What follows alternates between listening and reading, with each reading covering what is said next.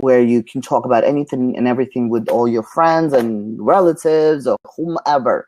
But once you decide to go on Instagram, once you go on Twitter, and once you create yourself a Facebook fan page where you actually should be marketing versus your own personal page, technically, right? Let's get down and dirty here to the truth, right? Because we are the truthpreneurs. And bottom line is this, guys. If you are talking to everyone with your marketing, you're talking to no one. That's as simple as that. So when you create your content, guys, whether it's a visual content, whether it's an audio content or video content or blogging content, written content, like, you really need to identify who it is that you're talking to. Whether, for example, like the most general one that I know, right, is the stay-at-home moms, right? But who are those stay-at-home moms? Are they housewives from the get-go, or they're retired by their husbands, or they're stay-at-home mom because they've lost their jobs, and what type of jobs they've had, what type of books are they reading, what type of places they like to, let's say, even spend time with, what jingles their bell, if you will, right? So you really need to identify that golden audience, and to be honest with you, I'm not perfect myself. I'm still trying to get down and dirty and making myself every single note, when I'm creating my marketing, when I'm writing all about Pinterest. Pinterest is the most fascinating subject to me to talk about. It's because I see so much greatness from it, and I see so much results from it. Over 65% of traffic comes to my blog just from Pinterest alone, guys. And I only started to blog last January, so this January I'm gonna have a 1-year anniversary since I'm blogging. Yay! I know, it's pretty awesome. Give Anna some props. I know, people have been quiet. What is up with that? Is it 7 people or 13 people? Like 7 viewers, right? And yeah. What is that, Tanya? It's like 13 people or 7 people? 7 viewers right now currently. All right. Well, for those of you 7 viewers that we got online, I would like for you to, number one, tell a friend on Twitter, right? Tell a little birdie. It's upper left corner of your screen. I'm not sure if I'm pointing to the right direction here, or it's over there, but it's right. So it's your upper left corner. You need to tell a birdie. You need to share it, guys. If you're the information that we're gonna share here about social media, I promise you guys, we don't talk about this on a daily basis to just anybody. This is Tanya, and this is actually maybe my second or third blog. I was doing a blog with Linda Hobson. I was doing one with Sean, and this is my third blog. This is amazing, but I'm fascinated with this platform. It's pretty amazing, So I've answered your question, Tanya, in the sense where, you need to identify that audience, guys, and you need to make sure that you're talking to a person who's supposed to get this message, right?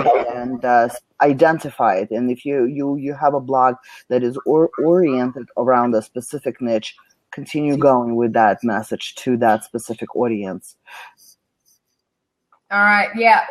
And so, yes, this is one thing that many people mistake. Also, I forgot to hit the record button. I love it. So I hit the record button in the middle. I'm just going to really quickly, hey guys, Tanya Paxton, the Truthpreneur. I got Anna Z, made over $1 million online already. Phenomenal strategist and, Pinterest guru, top social media marketing blog to follow, and the top person on Pinterest to follow. She's freaking awesome. She's amazing. And so we're just going through everything, and we're talking about love all the props. What's up? So we're just talking really quickly, honestly, about the fact that there is a difference between strategy and formula, right? So you have strategy, right? And that's, everybody has their own strategy, their own way of going about things. You never knock it. Whatever works for you, right? If that is how it works for your audience, go for it, right? So the next thing that we're talking about is formula. Formula never changes. That is like the ingredient, that is the main thing. And that's what we want to share with you, because if you can get the formula and you can stick with the formula. You can scale up, twerk it, tweak it, whatever you want to do. And it was going to be amazing. So our first one, you can see it right here. I put it on the questions, answers. The first ingredient is to know your audience. A lot of people make this mistake. They go on one platform and it's not meant for that audience. And so they're spinning their wheels, right? So our next one that we're going to talk about, and this is in no order, but next one we're going to talk about is consistency. Man, I can't even tell you how crazy this one is. Okay, I'm going to put it right here for you guys that are popping in and out or whatever so you guys can see. So number one was know your audience. Number two is consistency. We are a part of a team called Consistency. One of our crews are Consistency. And, we promote this all the time. I've been in business for over 15 years. It's taken time. I've busted my butt. I'm just going to be real with you. I've busted my butt. There is no secret formula that is going to, get you 1,000 likes unless you buy them. You know what I mean? And then really, I don't know if you noticed, but I tried that one time to test it.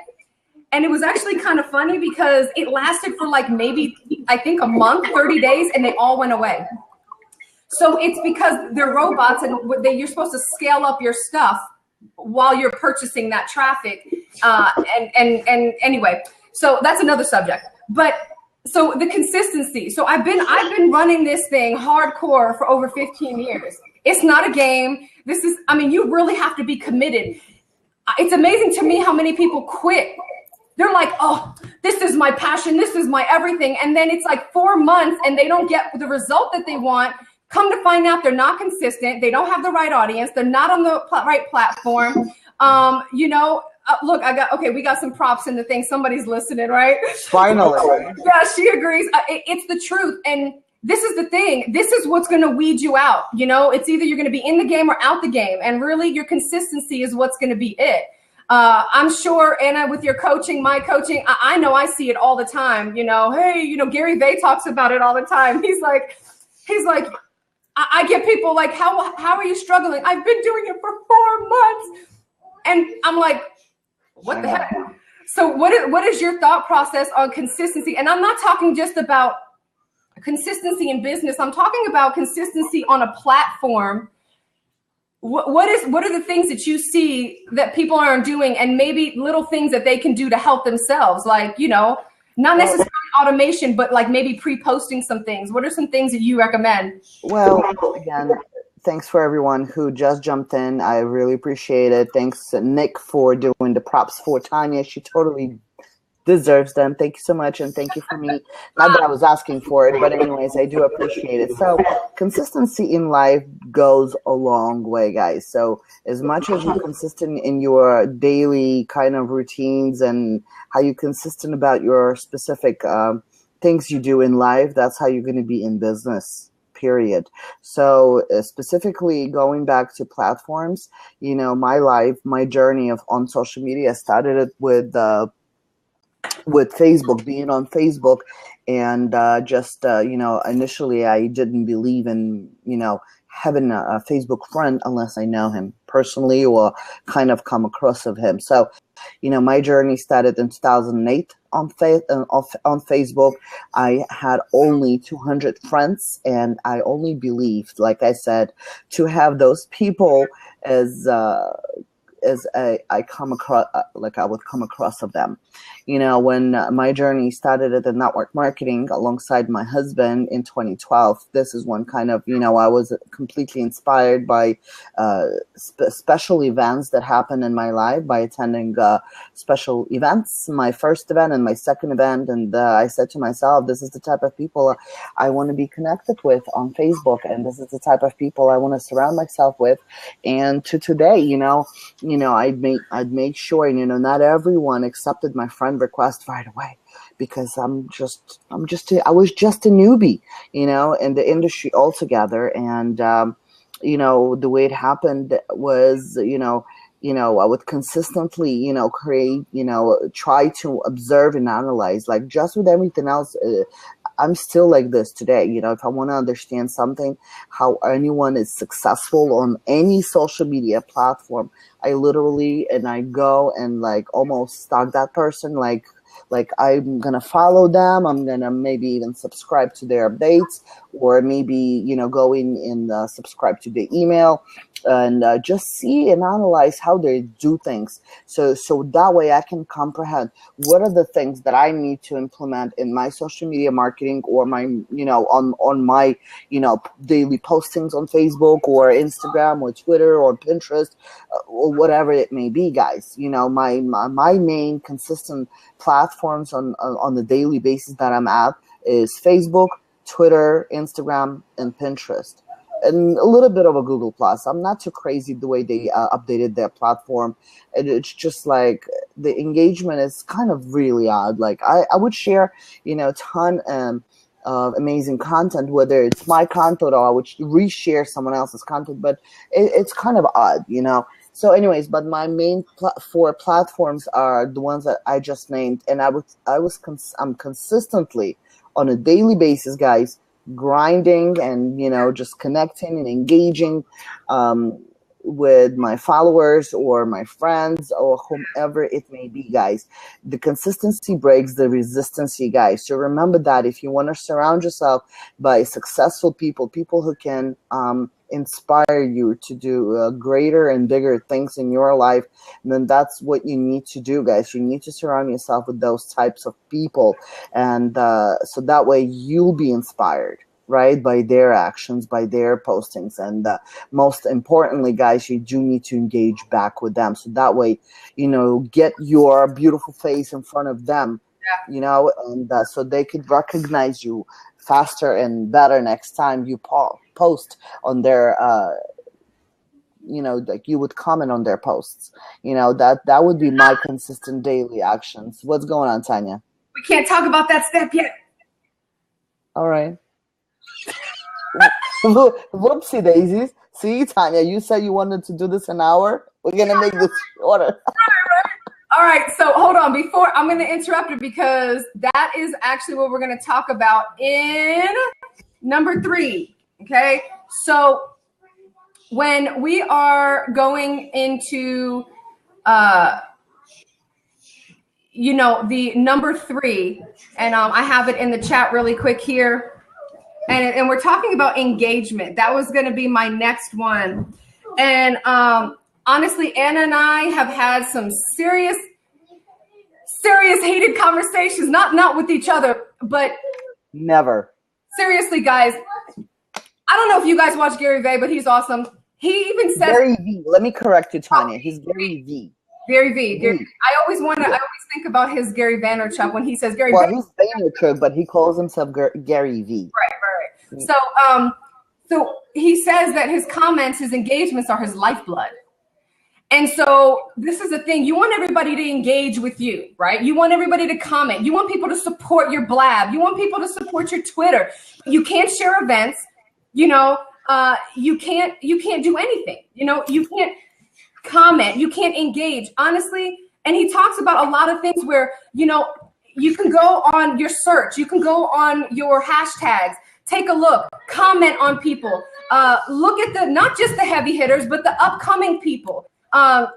Go research, take a look at their sites, engage in group chats, engage in, like we're doing right now in the blabs. This is really important, guys.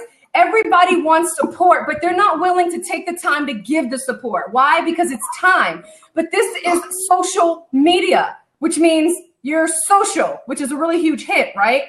And so if we're constantly, you know, I have it where, like on my Twitter, I have certain lists.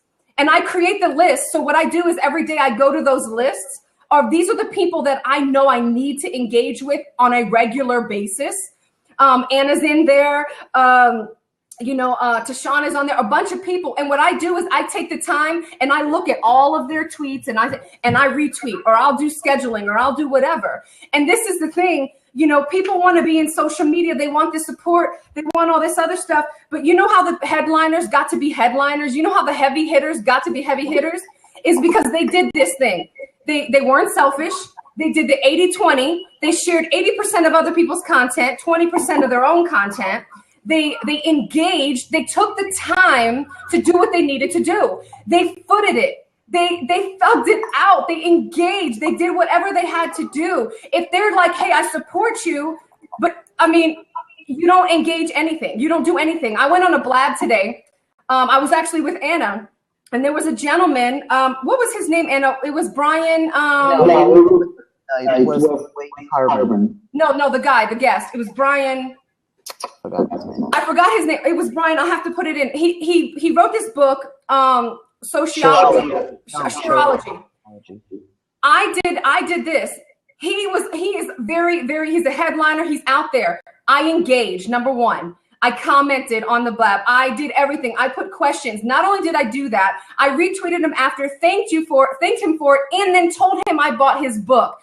That time while I was in the blab, not only did I do after that, he engaged with me, said thank you. I went with my phone and I did a video and I was like, hey, Brian, so excited. I can't wait to read it. I'm going to let you know.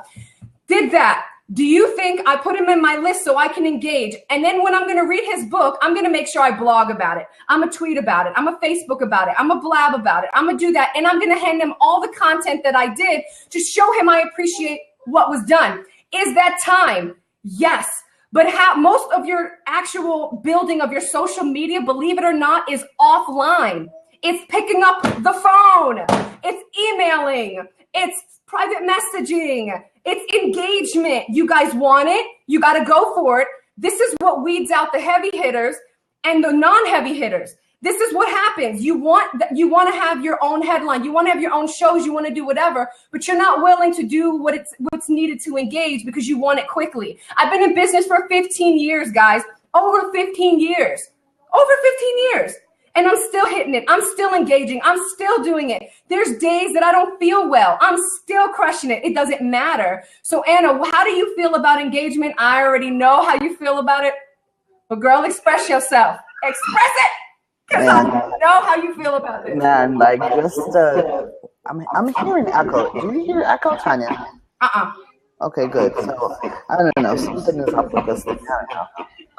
Anyways, so just the other day, I created a post, literally around midnight. It was around midnight, guys. I received, guys, I'm not joking. I have to go see how many comments I got. Not likes, guys. Likes is good, but you know, when you get down and dirty with the comments, that's when you really understand what it takes to get that engagement. All right, so I have about 45 comments. Not that much. I thought it was more. It's a little bit disappointing, but here's what I've created, guys. Basically, what I don't understand from people, and I'm gonna read this post to you. Here's what I don't understand in some people behavior on social media. Some think they're just too big to engage back with you or take their sweet time to comment back. Honestly, who the blah they think they are, right? Right. So Gary V, right, and Seth Godin, right, Neil Patel, Sandy Krakowski, all of those people is a prime example of social media influencers who engages back with you, no matter who you are. If they have the time and a couple of seconds, on their busy schedules, they will engage back, right? So being on social media, guys, I need you to remember this. Being on social media means to be social. That's as simple as that. This was my post, guys, just 2 days ago. I received a lot of, thumbs up and, a lot of likes, over 100 likes on that. And, I've always, since I guess I started to crank up on Facebook as far as engaging with the right people. Oh, look at that. Kevin Connect is in the house. Look at that. Maybe we should actually invite Kevin. Do you want to come in? Let us know in the chat if you want to come in and talk about social media, because you are my social media buddy and you understand, Kevin, what it takes to be social, to do social, and just to market yourself the right way and to position yourself the right way. So guys, for those of you that are watching and still don't understand how to engage on social media, Kevin, once again, don't be shy. All you have to do, just dial up. I think it's on the bottom right now. There's a circle. It'll say call in. Call in, Kevin. Come on, we're waiting for you.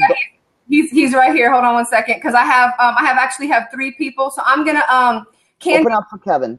Candice, give me a second. I'm gonna get Kevin and my girl Tashawn on this thing really quick. Oh my God, look at that. We're gonna have a party. Oh my God, Kevin, I'm so excited. Holy cow, look at this. I'm a blabbermouth. Yay. All right, guys, I want you to please give some shout outs to Kevin. You need to do, what do you call that thing? The props. Give the props. Props. All right. So yeah. Anyways, Kevin, so since that you're here, you've been on social for the longest time, as long as I know you, from the first time that I met you. I'm totally excited that I got you here impromptu.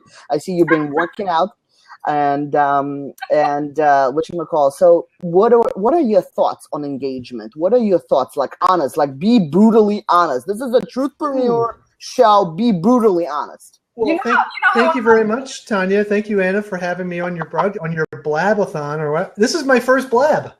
I'm so proud of you, and give your wife love. I threw up yesterday, and I was like, I'm thinking about you guys. So awesome. She's downstairs now. I don't know if she wants to blab herself because she's not as camera friendly right now as me. No worries, Kevin. We ready.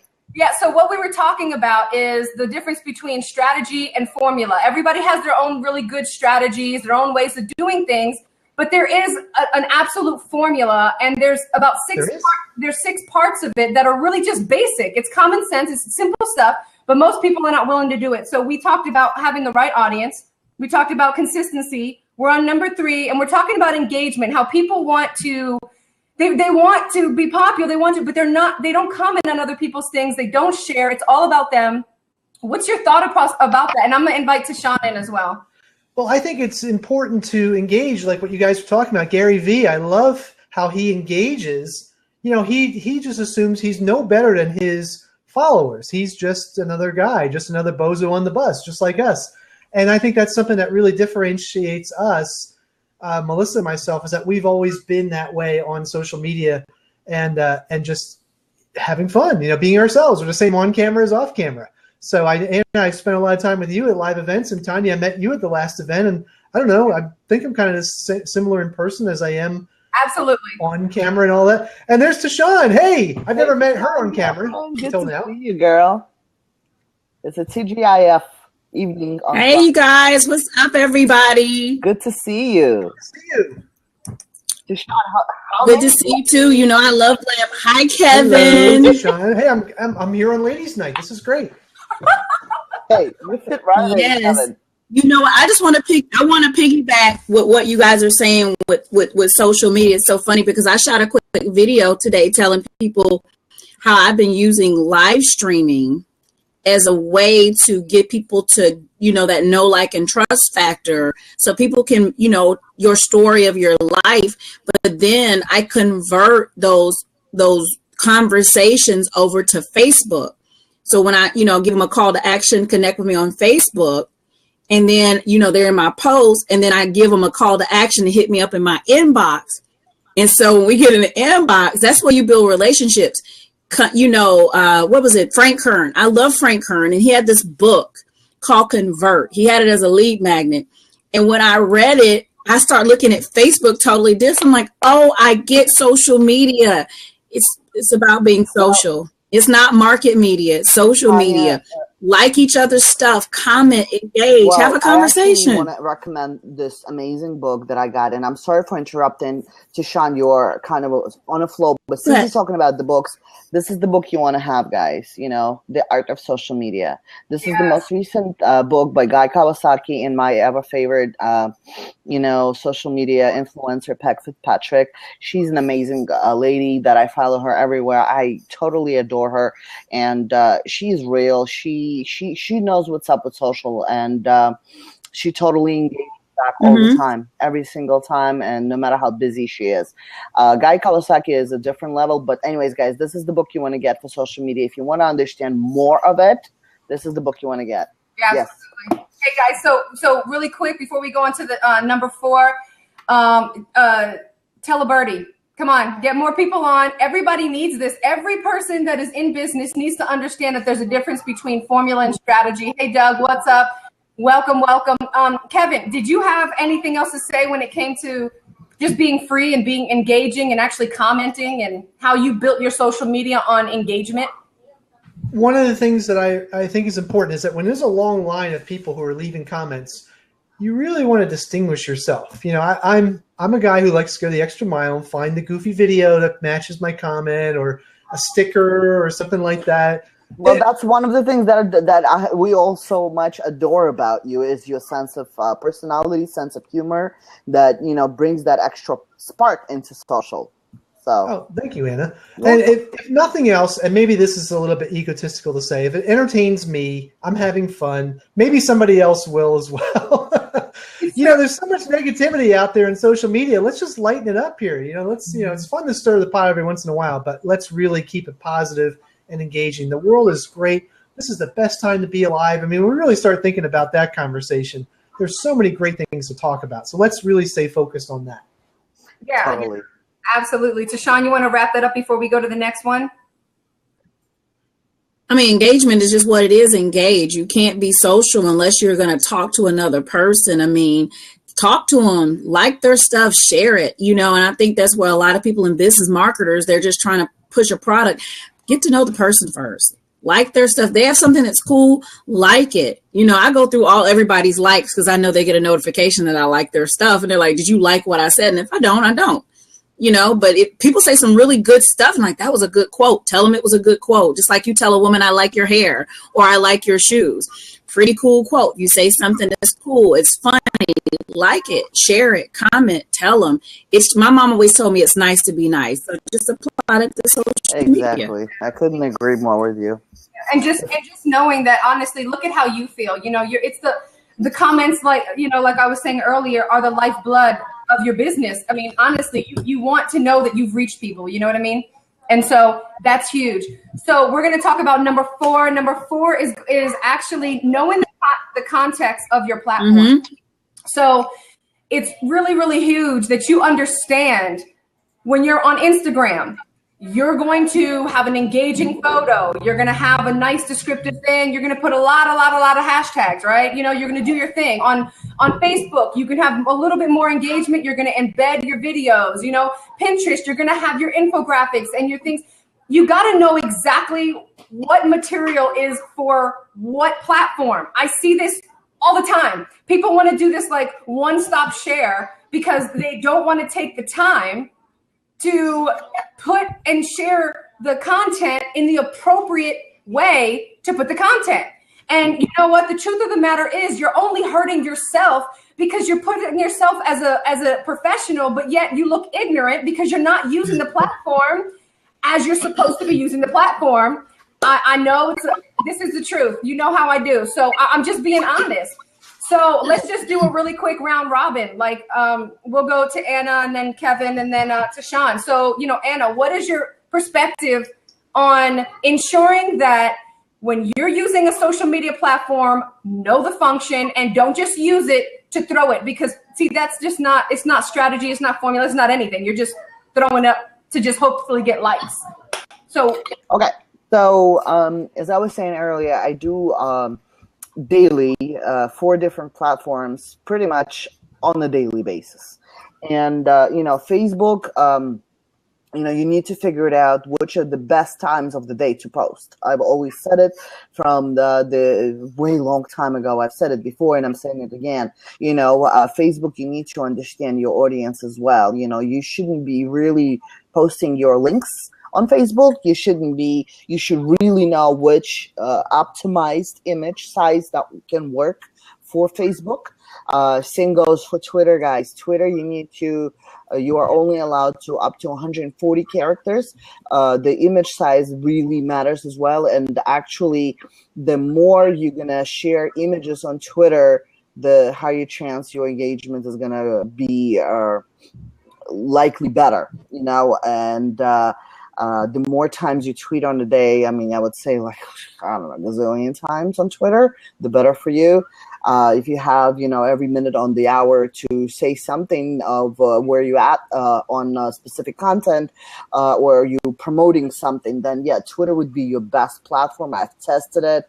There was a it was a team training and our company's training. And what I did, I actually created at least 40 different headlines, guys. And I was tweeting pretty much every 2 or 3 minutes on that specific webinar that was on, along with the bit.ly link. So when you have a webinar you want to promote, guys, that's one tip and a trick I'm giving you right now. If you have something that you're promoting heavily and you want them to get on it right away, guys, create at least 40 to 30 different, 40 to 50 even, if not more, like different headlines with a bit.ly link so people can click on it, and make sure you use at least 1 or 2 specific hashtags relating to that business. Okay, you want to make sure you do your homework before you use any hashtags, guys.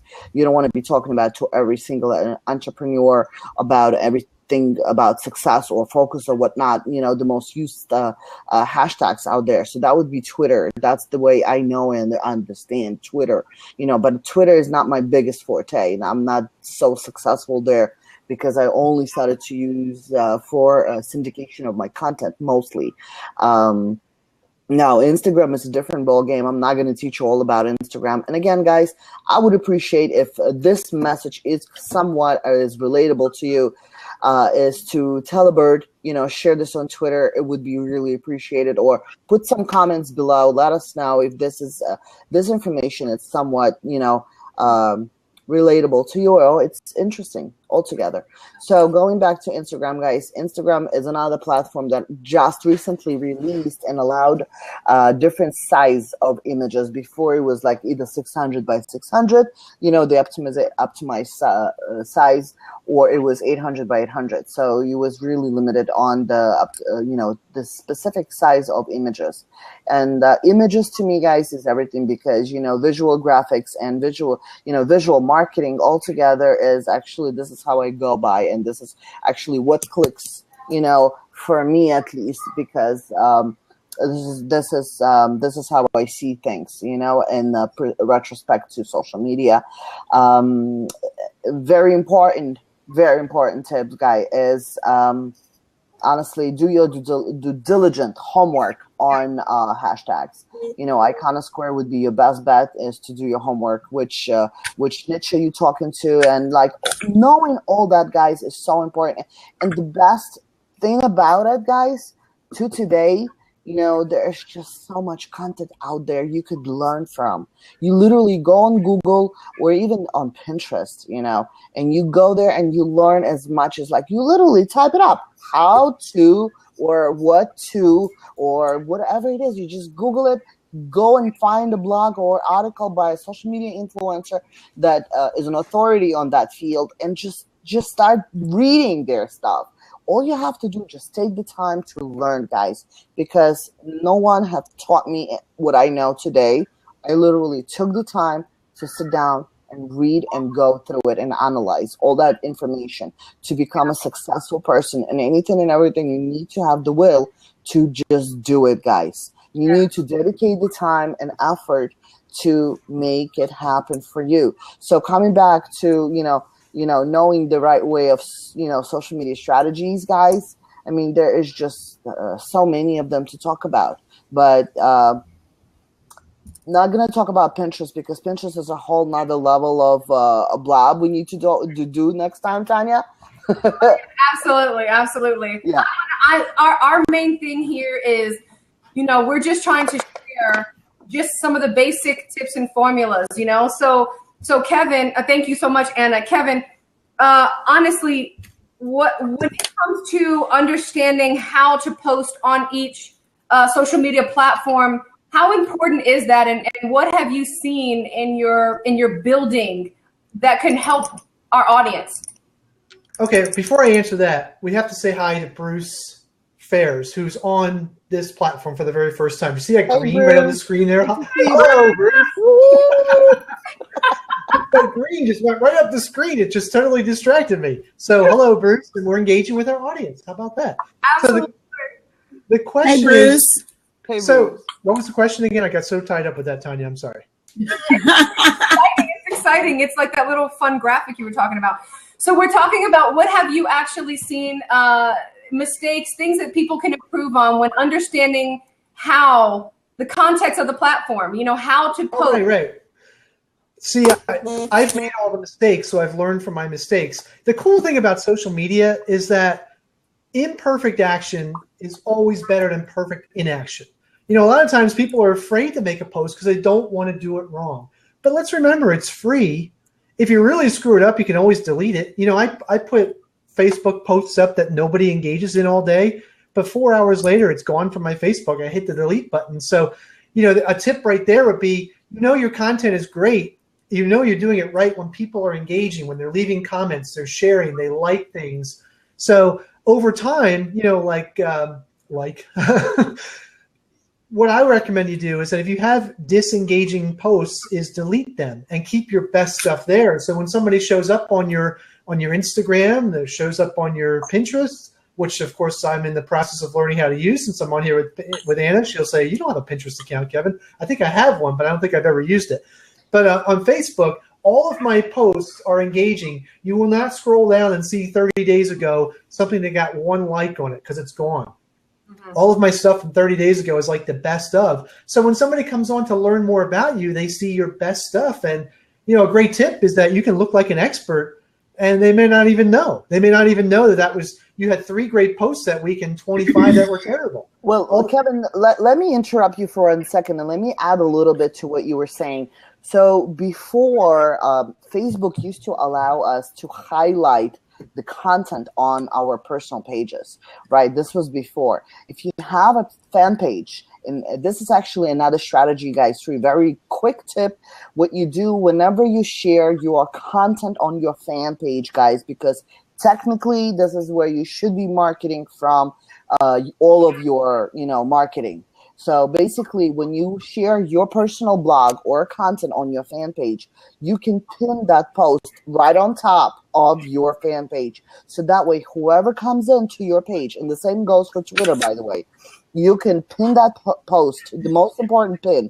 You need to pin it to right on the top, and you could actually switch it up. You don't have to leave the same content all over again. Just do it. I would do it weekly, on a weekly basis. And, you know, to add to what Kevin was saying, not only that, you know, make sure, and I believe a new Facebook feature allows you to write your mini bio about yourself. I don't know if you know this, Kevin.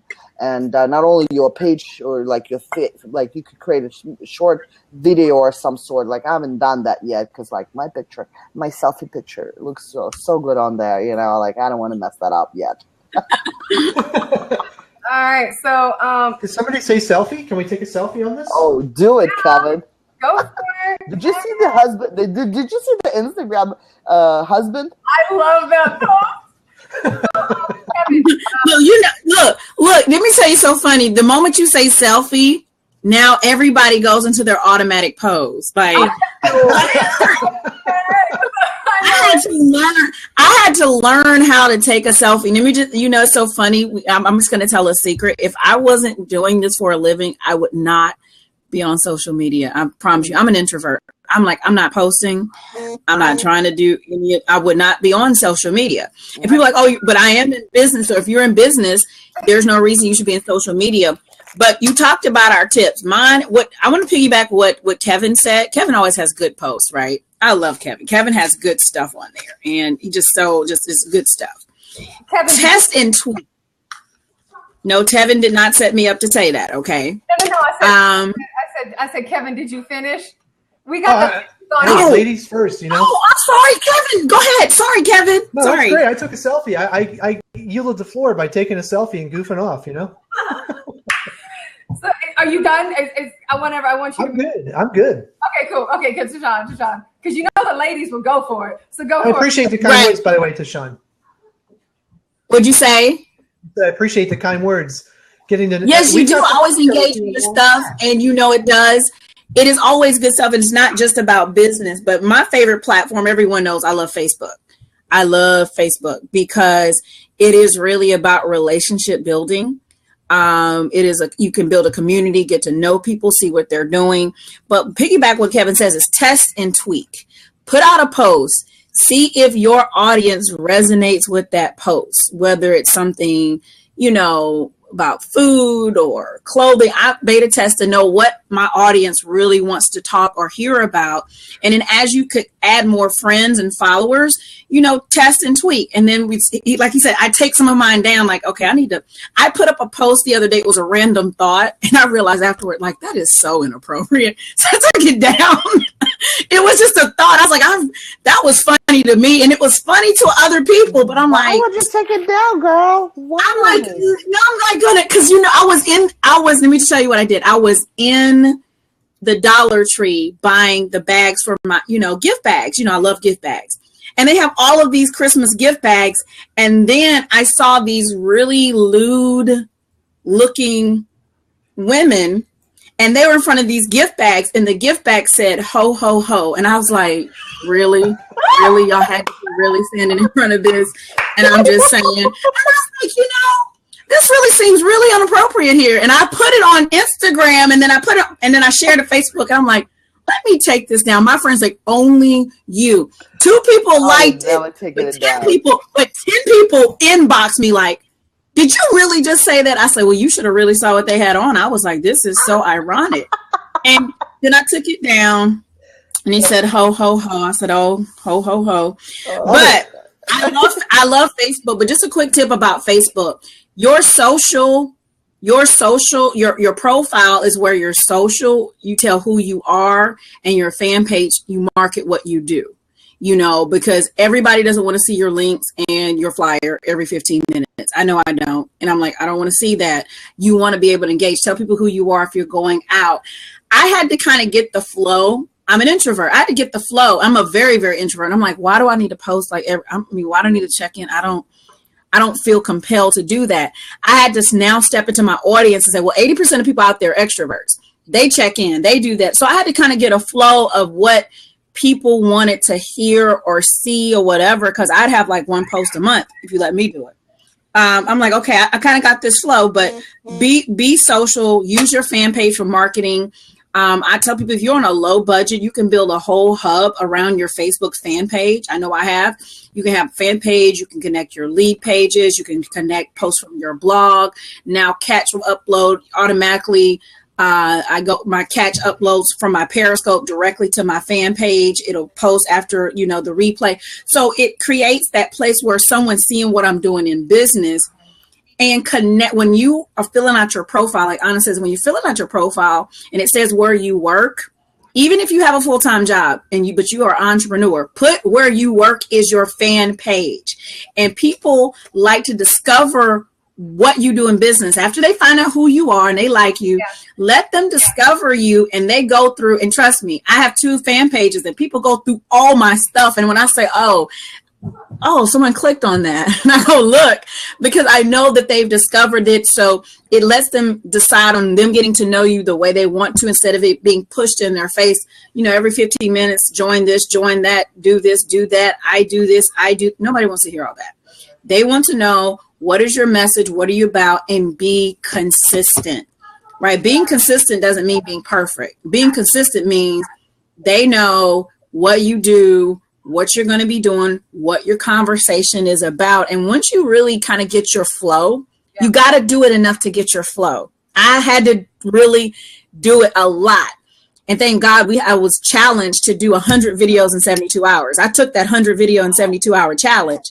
Uh-oh. I had never done 100 videos in 36 years. I did it.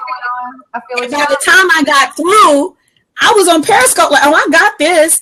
And then from Periscope, they told me about Blab. And now I have a weekly Blab show. And I'm on Periscope consistently Monday through Friday at a certain time. And now my schedule has now been more consistent, which allowed me to be more consistent in other things I do in business. Like, oh, do this, do this. Do this. And I know he's not on here, but shout out to Mike Hobbs with that schedule. I want to hug him, because I'm like, oh, that's my new schedule right there. It was new awesome. Schedule. And I implemented it. I just implemented it that day. I'm like, right here, right here, right here. And I did it today, and it felt like I got more done in less time. And shout out to Mike Hobbs, for real. Absolutely. That was an awesome schedule, and I did see it. And yes. we're going to take that challenge. We're going to challenge y'all because look, this is what it is.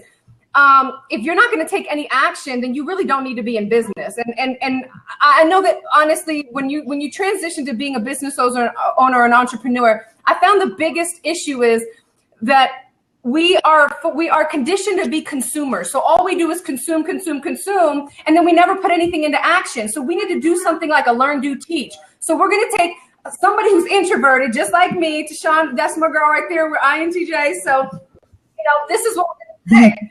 I'm going to challenge you. And you guys got our Twitter handles. Go write them down, follow us. And you know what? Share your videos. It's going to be awesome. Engage. We would love to support you. I mean, this is what we're here. It's a community. There's no competition.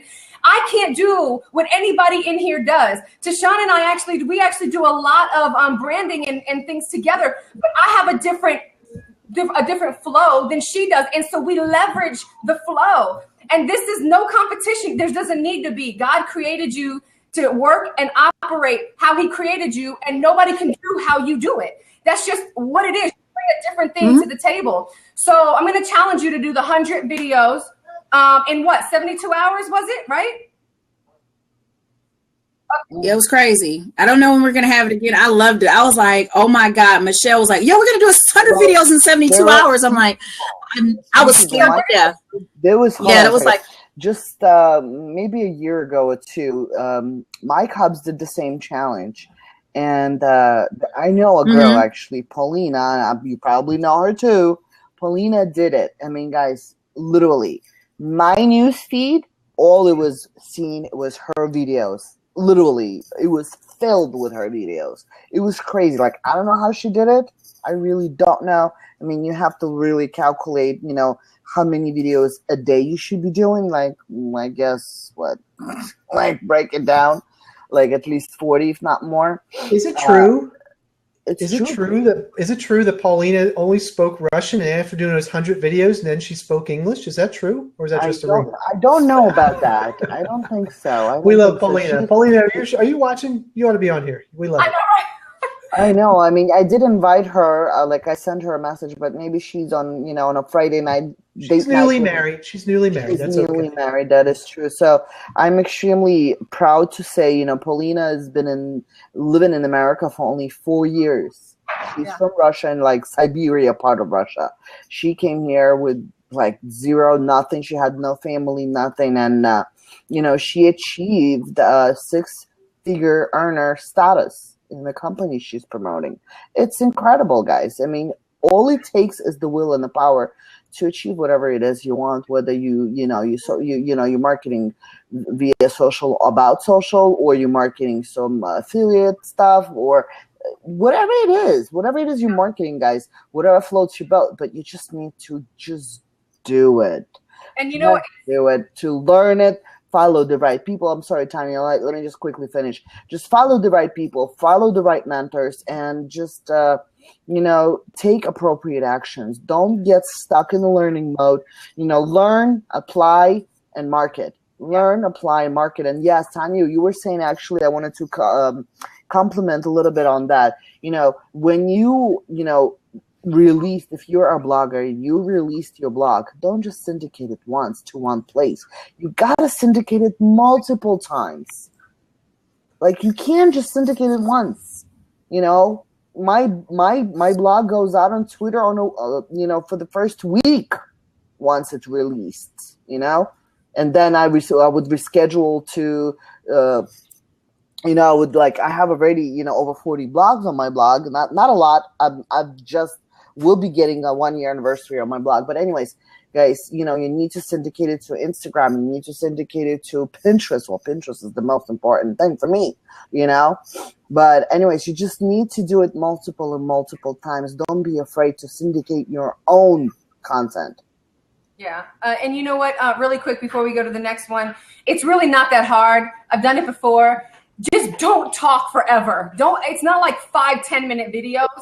Truth be told, do it right on Twitter. Literally 30-second videos. You don't have to talk about a whole thing. Say a really quick point and move on and post it. It's not that difficult. So let's just move really quickly, go on to the next one, because we have a couple questions lined up. So I see Michael and Elizabeth and a couple others. We have a couple questions, so we're going to hit that. Let me just say, so number five ingredient, we did audience, consistency, engagement, context of the platform. The next one we're going to talk about really quickly, and just, let's just speed it up so that way we can make sure that we get these questions. It's the content. I understand we're not always going to be perfect, but this is the thing. If you wouldn't read it, if it wouldn't engage you, then don't put it up. Number two, stop putting your drama. Nobody want to hear about the baby mama drama and the daddy in the ghetto and blah, blah, blah, blah, whatever the other stuff is. Nobody wants to hear about that. We don't want to put all that stuff on, not even just creating content as blogging, but we want to make sure we filter what we put on it, because we need to be a voice that's positive. We need to be a voice that's uplifting, engaging, somebody that people want to follow, a breath of fresh air. There's a time and a place to put personal things out there. And I see a lot of inappropriate things on social media that kind of just get me going sometimes, that I'm like, did they just do that? I don't even understand. Like, sometimes I don't even comment on certain political things, because guess what? That's not even has anything to do with my business.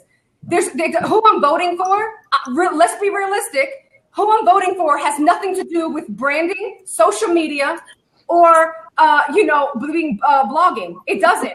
So there's a platform, a time and a place, conversations, hanging out with my friends, whatever, that we can talk about these things. So if it's relevant to your platform, go for it. Sometimes you got to put some controversial stuff up, but be careful what you put up. I have seen some absolute banana things out there. The other thing is just, even going along with your content, making it engaging, making it something that you're doing a call to action. There's a lot of little things. So let's do the round robin again. Let's start with Kevin first.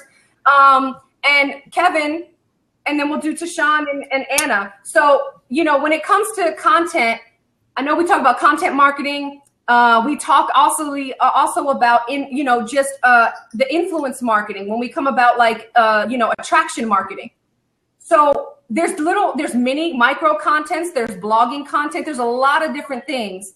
What is your perception on that? And even, I guess you can even touch on some of the stuff that I said, because I saw everybody's faces like, no, she didn't, but yes, I did. Well, maybe I have a little slightly different take. I do like to push over the line. I do like to stir the pot every once in a while. I find that engages people. Yes. As far as political stuff, every once in a while I like to go down that road a little bit. And I'm a big advocate for food, so I like to talk about that as well on my Facebook page. And even between Melissa and I, we have different ways that we use our Facebook pages. And sometimes, I'm more tolerant sometimes of having the opposite view on my page, as long as it's done in a respectful manner. If somebody makes fun of my mother or something like that, I'm going to delete that comment. But if they say, hey, have you thought about this, Kevin? And they're kind of semi-polite, I like that, because you're not learning, you're not growing if you don't open yourself up to different points of view. And who I am 5 years ago now versus 5 years ago, I have different political views, I have different food views and business views and all that. And I've learned that from engaging in different aspects of social media. So I'm hoping that I remain open to some different ideas. Yeah. And going back, even just in this conversation here, I've got to go back and say a kudos to my friend Anna right there and Paulina. I'm the guy who spoke English my whole life. And when I meet people from different parts of the world and they're speaking English as their second and third language, I'm just blown away. I really forget that people are engaging in different languages and they're processing. I think back when I learned Spanish in high school, I can't really type in Spanish. So if I find something where somebody says something and I think, wait a minute, maybe that person, it can be challenging to communicate in a chat. We have to be very careful in chat sometimes. Right, and totally agree with you. And the funny part is, in growing up in high school, I came here when I was 16 almost, and my second international language, the primary language was Russian. The second international language was Spanish. And third language was the native country language, which was, I'm from Belarus, the same place where Gary Vee is from. So it was three languages that it was mandatory. There was no way out of that. So you people here in America, you think you have it hard? think again. Yeah. How about them Exactly. apples? 3 languages. So whenever you hear a person that isn't born in this country and they mispronouncing things and you want to maybe somehow make a smart joke about it, think again. How would you feel if you would live in his country, coming there without any language skills, without understanding the culture and any of that stuff? So yeah, always like with like bullying and judgment, it's a different scenario of a subject to talk about. It's not appropriate blab about it. But thank you, Kevin. I appreciate it. I take all your compliments with honor. Thank you. Yeah, I think there has to be some etiquette, some business etiquette. And like you said, I agree with addressing certain issues and putting certain things on your social media, but you also have to be tactful. Exactly what Kevin said. There's a tact to do it. It's not like, hey, I just got in an argument with, my husband and this, and I hate him and I'm so mad. You can bring something up and ask an opinion very tactfully without showing some personal things that are going through, because people see that. And you're supposed to be an influencer, and you have to be really careful how you're showing your presence online. So Tashawn, you wanna talk about just creating content, not just in social media, but even just in general, what you're thinking about what is content and the appropriateness of and consistency of making it. Content is just what you said, is creating something that gets people engaged. For me, my best type of content is video. You have to learn what resonates with you, and whatever resonates with you that allows you to express yourself in a way that people can connect with you, how you want to engage.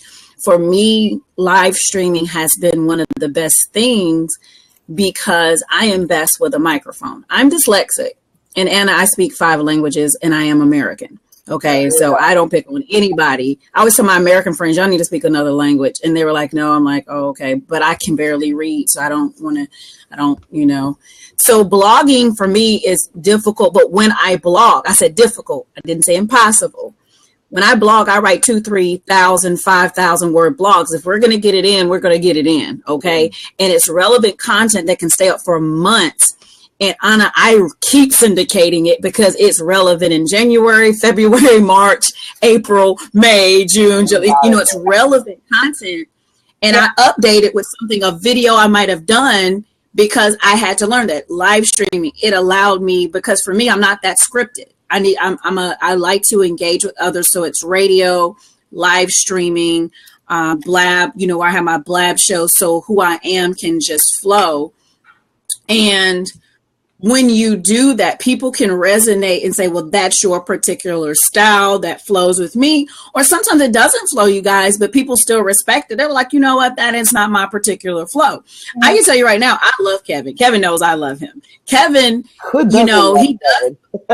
Kevin pushes the envelope, but he's respectful. He's engaging for what he did. And I think Kevin and I had an inbox conversation. I'm like, what you're saying is fine. But it was interesting how other people would engage and you were just like, wow, and I always tell people, don't bring political points up with me. I'm a political scientist. I'm about to get a PhD. Don't bring stuff up with me and make it personal. I don't ever make it personal. Unless you make it personal with me, I'll make it personal with you. And when I would read the comments, I'm like, well, Kevin says this and these people say that. And I'm like, oh, okay, whatever. And then he was like, oh, I'm going to take it down. I'm like, no, they have the right to express themselves, but it's not you. I was like, you're fine. And that's how, I think that's you can express yourself, but it shows you the level between amateurs and professionals. I promise you guys, if you're going to be delicate with religion and politics, you're going to have to really work on some self-improvement and some professionalism to be delicate. Mm-hmm. Because as a minority, let me just tell you something that we can talk about with pushing the envelope. I'm not anti anybody. I'm anti stupid or anti broke or anti, when you're not compassionate. We love the about stupid people too. That I'm very anti about.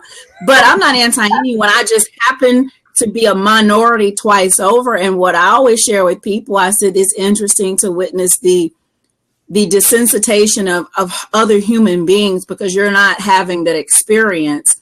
and then to label them or then to be judgmental. I was always say, well, how would you tell me about experience that you never had? Or how would you tell me that doesn't exist? Or how could you say that about other human beings in such a harsh manner?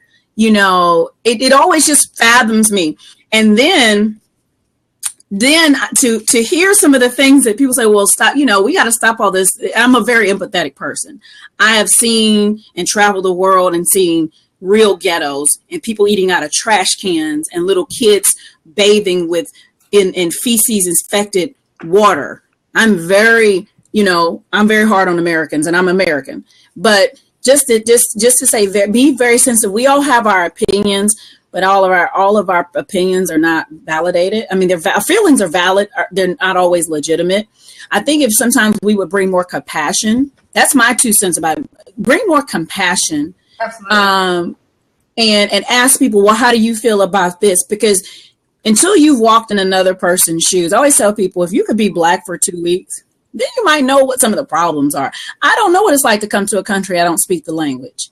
Until you can't be dyslexic and you don't understand reading, you know, and having kids say, well, why it takes you so long to take a test? Well, I don't know. Maybe ask God. I don't know. But, you know, why this? Why? I think that if we just infused more compassion for our fellow human beings, we could take these social media platforms and they could be such a force for good versus anti this and anti that and anti this. And I always tell people right now, when we talk about just a touchy subject, people like to talk about race or religion, whatever. I always tell people, I said, I personally don't understand why someone has a problem with my skin. I don't have a problem with it. Why does someone have a problem with my gender? I never had a problem with it. And when you really start thinking about where that resonates from, you can say, okay, it's not necessarily me, and I don't put no hate. I just always want to ask that person, why is what I'm doing bothering you? It's the same thing we relate to business.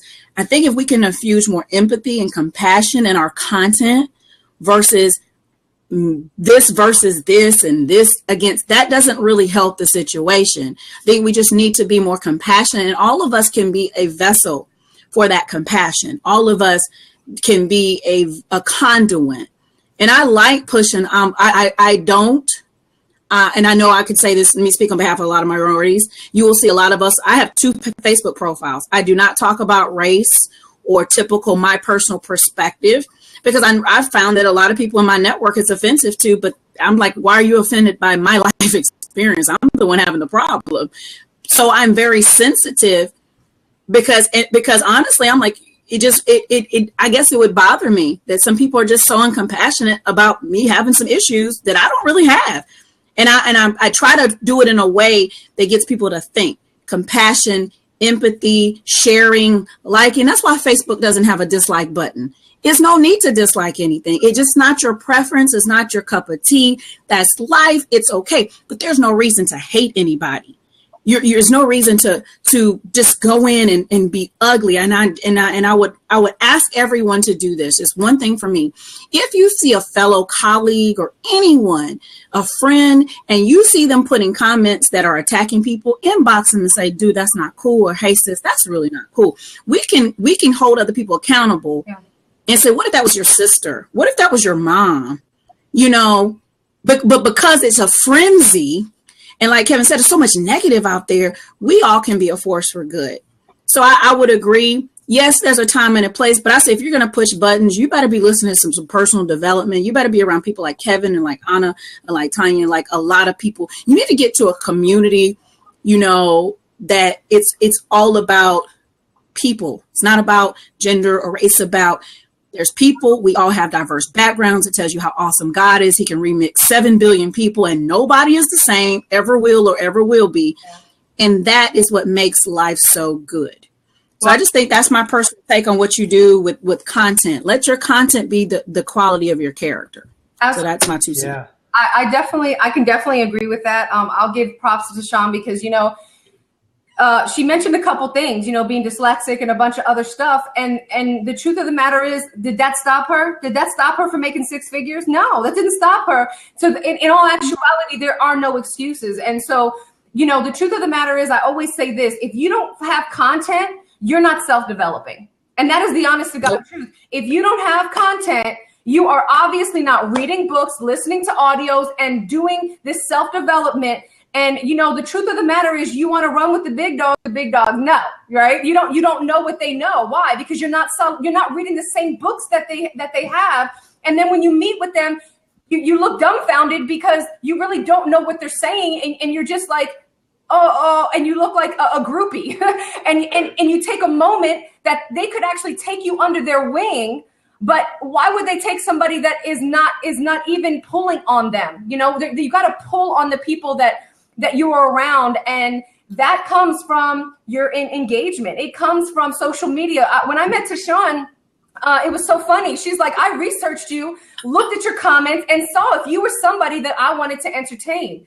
And, you know, that is really huge. Think about this, guys. People are watching, even well-known individuals, people growing up into a level of influence, right, are watching what you put on your social media. And they're going to, if you ask them, hey, can you do a guest post or do something? I can almost guarantee all of these people in this room, Kevin, Anna, even Tashawn, they are all taking a look at somebody's profile before, so to see, do they want to be connected? They built their brand off of their character, integrity, and truth. Because nobody on my blab is going to be anywhere around my business connected to me if they don't run with truth, integrity, and spirit. You have to have those. And so the truth of the matter is, you know, you have to look at your engagement as value and not look at it as just money. When you can engage with somebody and know that they can always be a potential client. I've had people 2 years follow me before they went and got a coaching session with me or something like that, because they wanted to see if I was real, if I was really about what I talked about. When you put yourself out there on social media, people are watching you, and that's just it. So, you know, the last one that we're going to talk about, obviously we can talk about community, very, very important, leverage community so you can share content, but that's just a part of a strategy, right? So the next one we're going to talk about really quick is just your presence.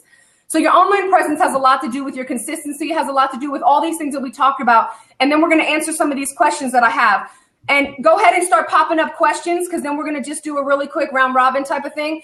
But the truth of the matter is, when you're looking at your presence, there is no excuse for crappy work. There is absolutely none. None. You want a brand? You better work it. Now, there is Fiverr, there is Canva, there is PicMonkey. There are things that are fill in the blank. Let's take some time to do what we need to do to make sure that we have a clean presence online.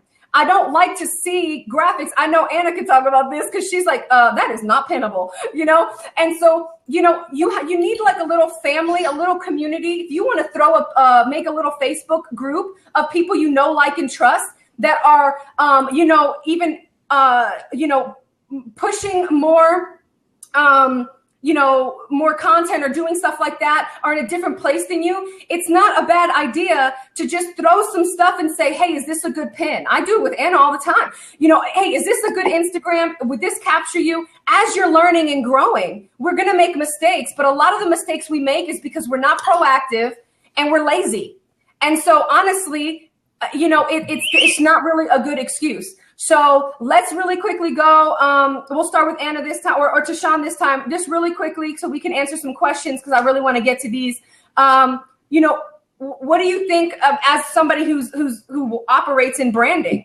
What do you think about individuals, honestly, not taking the time to put content out there that's going to represent who they are? Tashawn. Well, you kind of know how I feel about you. Know my personality type. I have zero tolerance for that. The thing is, when you get started. Let me give a kind of like a caveat. When you get started, you're gonna suck. Okay, so give yourself a break. You don't know how to put out quality. You learn as you go. But once you know better, do better. Mm-hmm. Once you know better, do better. There's two things you can do. I'm a creative type, so I love Canva. Everyone knows I love Canva for two reasons. Number one, it gives you the perfect dimensions for your post. I ain't got to figure out my pins. I don't have to figure out my Facebook. There's the dimensions. You can buy $1 little, you know, something pre-done, $1. You can flip it 15 times, because I know I do that with my headlines. I'll buy one, I'll change the headings. I have the same consistency, change them, and I have all these posts out. So get to know Canva. There's no excuse. Canva has a Canva University. Watch the videos. So how do I kind of feel? I'm going to give a caveat if you're new. If you're less than 90 days of really putting online content, you've never done it, that's fine. If you are not going to do it, Fiverr, okay? Or pay somebody to do your Canva, or invest in a branding person, you know, like Tanya, or, you know, one of my graphic artists. If you want to scale up, if you got the funds or the resources, I'm not going to stop those who have the budget. But, you know, you can give yourself a learning curve or pay someone else to do it. But after 90 days, I'm sorry that you've told me you've not been on Canva. You haven't watched the videos, you guys. And I think most of us are online entrepreneurs. And this is just my personal one-on-one philosophy. You guys, all we do is talk and play on the internet and watch videos. If you cannot do that, I don't know what is your problem. Watch the videos. It's cookie cutter. They tell you what to do. You pay $1. It's already, the fonts are right. The colors are right. Everything's right. Cut, copy, paste, post, and you're done. The only thing that's, I think the problem is, Tiny, is the effort. They don't want to do the effort. And that is the reason why you're not going to make any money. Yeah. That's not sure what it is. You don't want to do the effort. You don't want to learn. You don't want to process. That is a spirit of unwillingness. And that's nothing any of us can do about that. Once you change that spirit, it'll infuse into your actions, and then you'll see better results. And you know what? The truth of the matter is, your content is evergreen.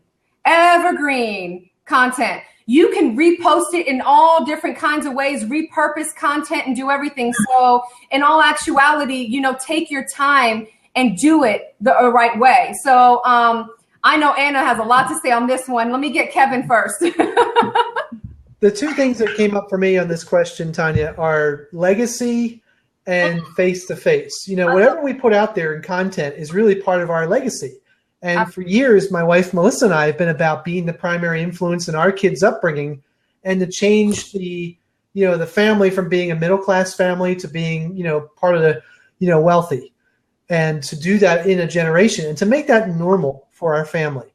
So my theme constantly when I'm posting on Facebook or posting on Twitter or anywhere else is to put that out there. So hopefully 3 generations from now, when my great-grandkids go and check me out on Facebook from the early 21st century, that's what they'll see. You know, it's just something to think about. Even just something like, you know, we all have friends on Facebook who play like 25,000 games a week, and you see all of their game scores, and that's all they have in their Facebook posts. I'm thinking, man, if I found out that was my great-grandmother, I would be so disappointed. You know?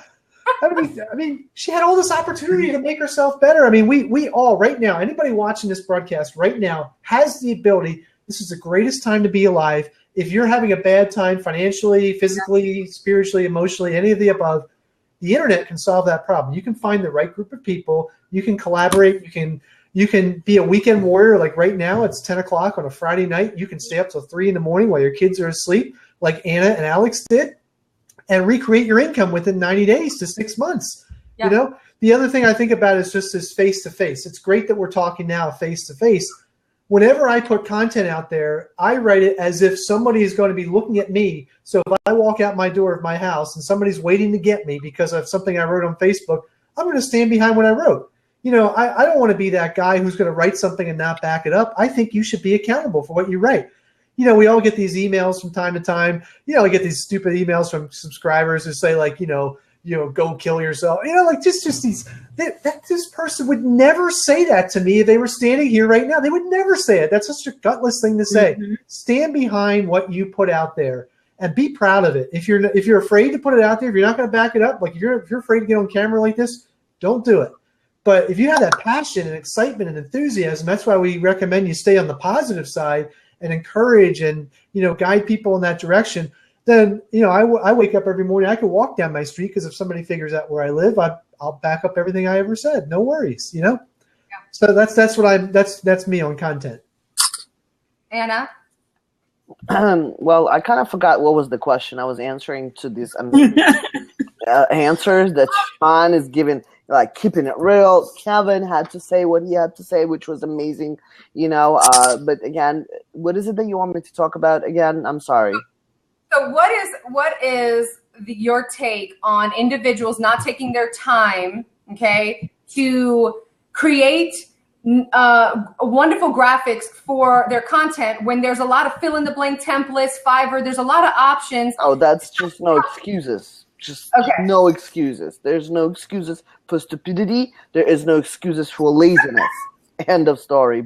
Period. No excuses, guys. Like, if you visually impaired, like, you know, like Deshaun said it, like Kevin said it, like Tanya said it, you go to Fiverr, you outsource the things. What Gary Vee says it the best, guys. What you need to focus on your strengths versus your weaknesses. When you figure it out, what are your strengths? Well, this is what you need to focus on, and what you need to do with your weaknesses, you outsource your weaknesses. If you're not a great writer, you outsource that. You go to iWriter.com and you outsource your writings, right? And if you're not a great visual creator, right, or graphic creator, you go to Fiverr.com and you create your graphics, and you combine the two with the content that you've written, right, or you've created on a video format or whatever it may be, guys. Just do it. Google the information. It's simple as 1, 2, 3. Everyone has internet right now. Everyone has smartphones right now. You really have no excuses not to do it. But the way to do it is really, really just trying to find out the people. Who are the people who inspire you? Who do you want to be like, right? Who do you want to be known, right, when you market your business on social media? Yeah. You need to figure it out, your message. You need to figure it out, your strategies. You need to figure it out, you know, the type of content you want to share, the type of audience you're going to be talking to, right? And I was mentioning this earlier, right? If you're not talking to anyone, if you're talking to everyone, you're not talking to anyone. That's as simple as that. When you're creating your content marketing, right? When you're blogging. Okay, whether you're blogging through video or you're blogging through writing or you're blogging through whatever it is, however it is, right? You need to figure out your strategy by doing the way I would suggest doing it is literally following certain people on social media and just analyzing how they go about their stuff. And if you like it, just try to come along on the ride, on the journey with them, but don't ever copycat on any of that stuff. Try to be original as much as you can. You know, it took me, you know, I'm still trying to figure it out the way I create my graphics or create any visual designs, and I still haven't created my own kind of an ideal way of a format, of not a platform, but like a template, if you will.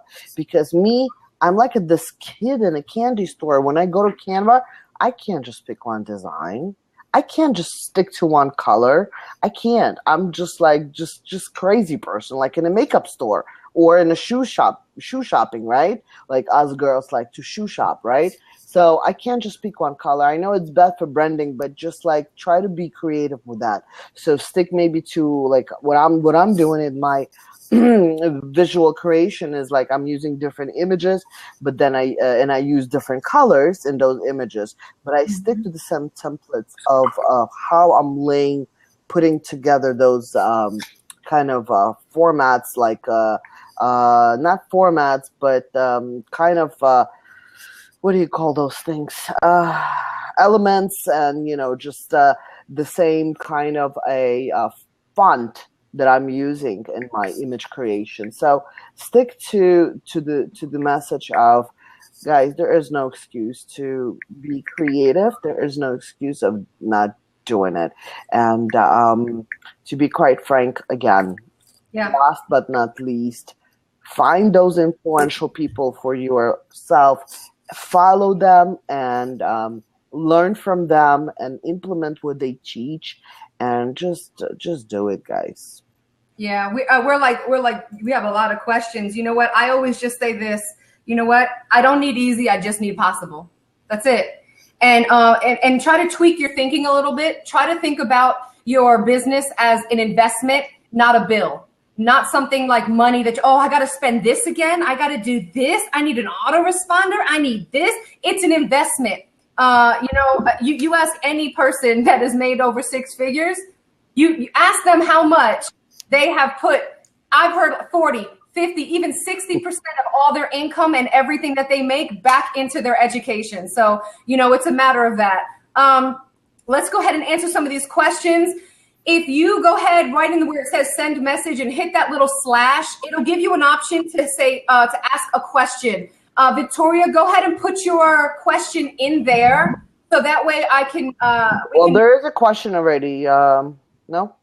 Where do you see that, Tanya? I'm not seeing that. Right under. It's on the right hand side. Oh, on the right hand side. Okay, people putting them in the comments section. Yep. So we're gonna hit these questions. We have a question from Victoria, and whoever's gonna answer, just kind of be like me, so that way I know. Do you have any feedback on consistency in branding? For example, I am a success coach and a relationship coach, but don't want to be pegged as just a relationship expert. I mean, the only way I could describe that person, it would be into personal development, right? Isn't that correct? Yeah, and this is what I would say to you, Victoria. And just coming from the branding aspect and the niche aspect, you're a success coach and a relationship coach, but don't want to be pegged just as a relationship expert. So the truth of the matter is you're going to have to target in one area, okay? Because being a success coach can be business, life, whatever. You can be a success coach as a mom, in marriage, anything. So you're going to have to be able to learn and figure out where your audience is going to be. Those are two different audiences. You're talking about marriage, and then you're talking about success, whether I'm assuming business. They're going to be in some different places. Now, if you want to say you want to help entrepreneurs who are couples, that's a good way to look at those things too. But I don't know. Anybody have some ideas in that perspective as kind of how to brand? My question is, if you are a relationship coach, but you don't want to be pegged as a relationship expert, then my easy example is stop coaching on relationships, because you're going to be pegged or branded by what it is that you do. Yep. So, and then the second thing, the question I would, it's just, and this is a question for clarity, not for judgment, is why don't you want to be pegged as a relationship expert? If that's what you do and that's what you're good at doing, why not? Like, and I ask this just, and I want to say this, I'm good. The things that I am good at doing are sometimes not my preferences. There would probably not be what I would prefer to do. Sometimes you have your strength, which is her passion. Well, I can't always say that, because I'm naturally an introvert. My passion is I'm a natural strategist. I'm never the person always on the screen. For the past 20 years, I'm the person that will be behind a Gary Vee making stuff happen behind the scenes. God said something different this time. It was like, that's not going to work. I need you to get on a screen. And I'm like, and I'm like, why? Because I am more powerful on a mic than I am with my pen. But it's not my preference, but it's what I'm better at doing to deliver to the audience where they can receive. Right. So Victoria says, I offer success zones and Victoria's teams for love, business, health. I've been known for matchmaking. Well, maybe consider that might be your strength. Now, this is another. I'm not sure. This is another perspective of it. Oh, I can see Kevin. This is another perspective of it. While you might, you might be known for certain things, you might want to add that in a service where you're focusing strictly on, the business portion, and you add the aspect of relationship and coaching inside with your clients personally. For instance, I provide branding and branding, social media, and blogging strategies. Yes, but there are a lot of skill sets that I have, graphic design, a lot of stuff. Writing, copywriting that I don't put in the forefront. It's that extra secret sauce, my extra secret formula that I add into the mix when you're already my client, that blow them away, that they're like, wow, you have this perspective as well. Sometimes we don't need to smorgasbord things and give everything all at once to say, this is who I am. I'm a blogger, mom, wife.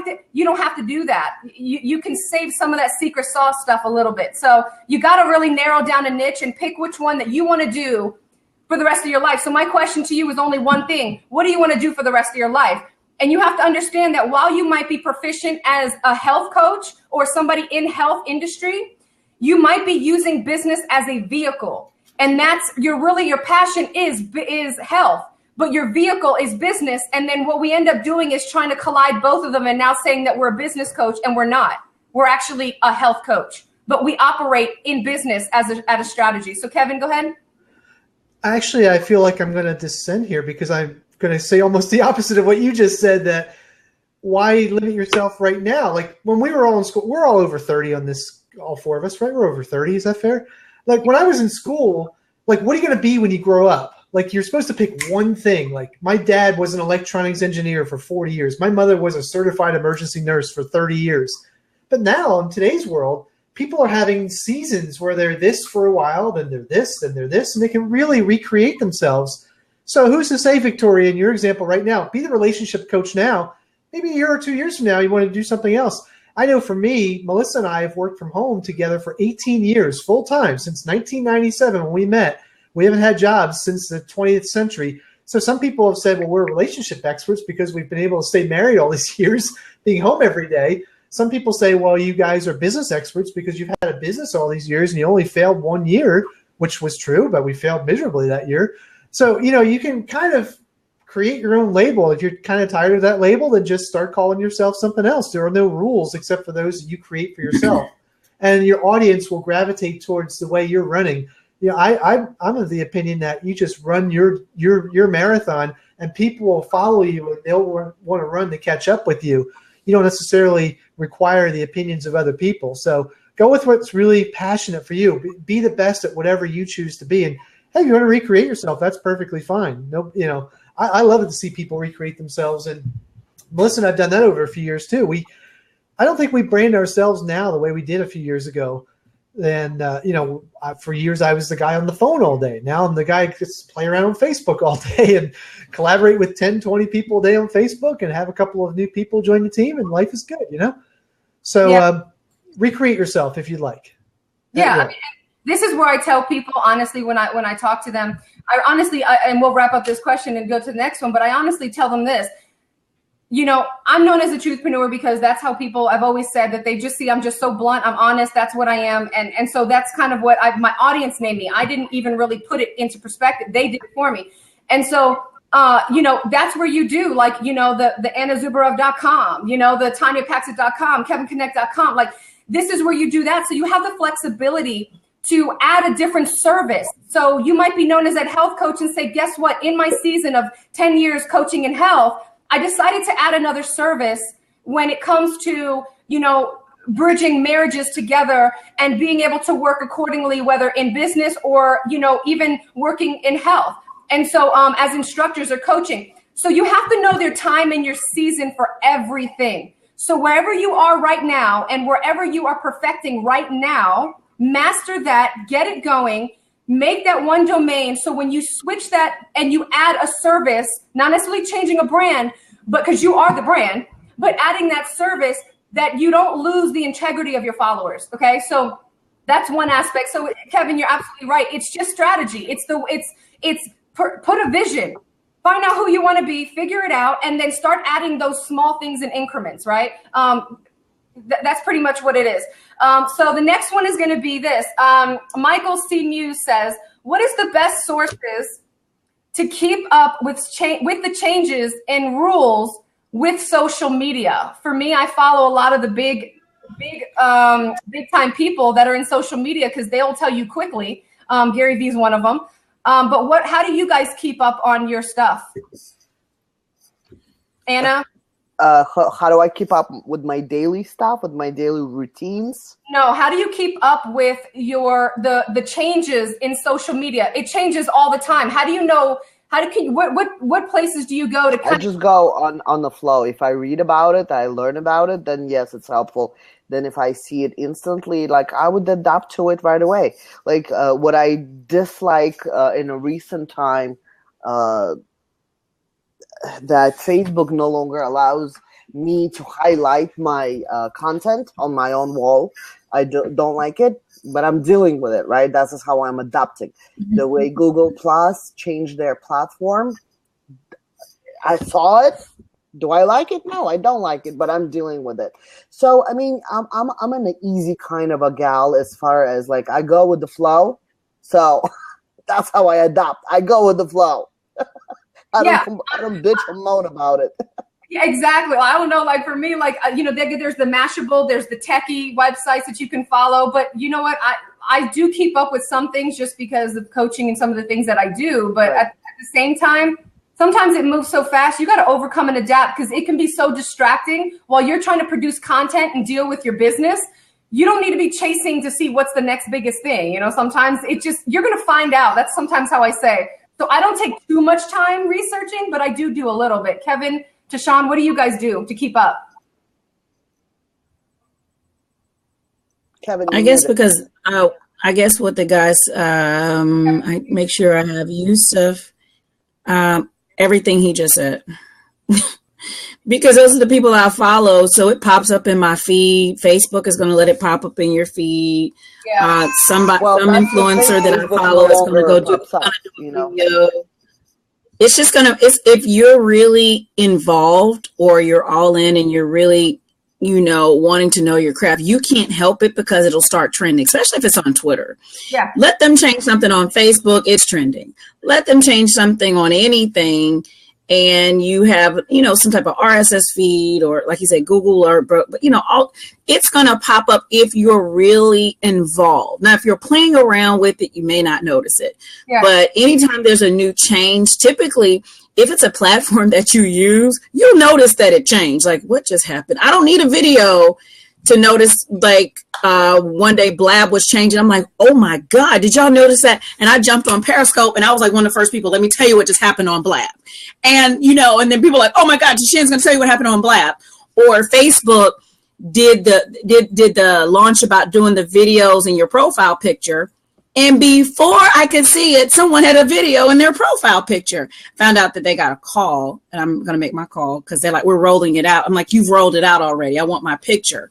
Facebook mentions now was, Facebook put out that Facebook mentions is going to be available to everybody.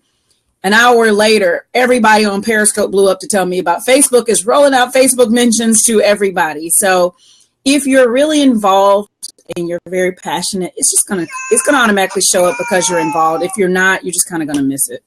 Yeah. What do you do before we go to the couple last questions? What do you do? What do I do is, I'm a guy who can get easily taken off the beaten path.